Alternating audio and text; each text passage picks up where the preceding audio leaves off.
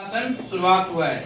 मौर्य आप लोग जानते हैं, मौर्य प्रशासन आपके भारतीय प्राचीन इतिहास में बहुत दमदार रोल निभाता है। और मौर्य प्रशासन आप जानते हैं भारत में सर्वप्रथम राजनीतिक एकता स्थापित करने वाला मौर्य प्रशासन था, जिसमें आप जानते हैं हर तरह से, यानी कि आपको साम्राज्य का स्वामी कौन था? राजा, यानी कि मौर्य प्रशासन में इसका देखने को मिलता है। ठीक है, इसके बाद कौटिल्य ने अपने पुस्तक अर्थशास्त्र में राजा के सप्तांग सिद्धांत का आधार दिया है। राजा के सप्तांग सिद्धांत में पहला कौन होता है? राजा। दूसरा कौन होता है? मंत्री। तीसरा कौन होता है आपका?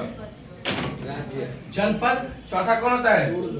दुर्ग। पांचवा कोष, और छठा सेना, और सातवां मित्र। यानी कि आपको अर्थशास्त्र में लिखा गया राजा के सप्तांग सिद्धांत के आधार पर राज्य का प्रशासन चलता था। अर्थशास्त्र को लिखने वाला व्यक्ति कौन था? कौटिल्य।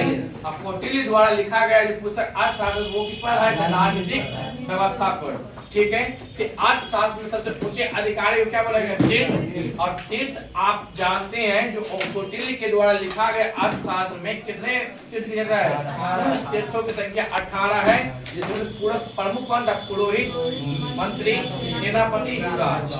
ठीक है, इसके बाद मंत्रियों के नीचे जो काम करने वाला व्यक्ति उसको क्या बोला गया?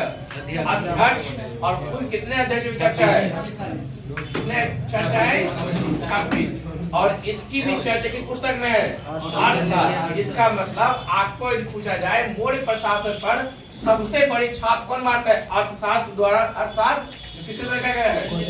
कौटिल्य के द्वारा लिखा गया है। ठीक है, इसके बाद आप लोग लिखे क्या लिखे हैं? इसके बाद ठीक है प्रांतीय शासन लिखे होंगे।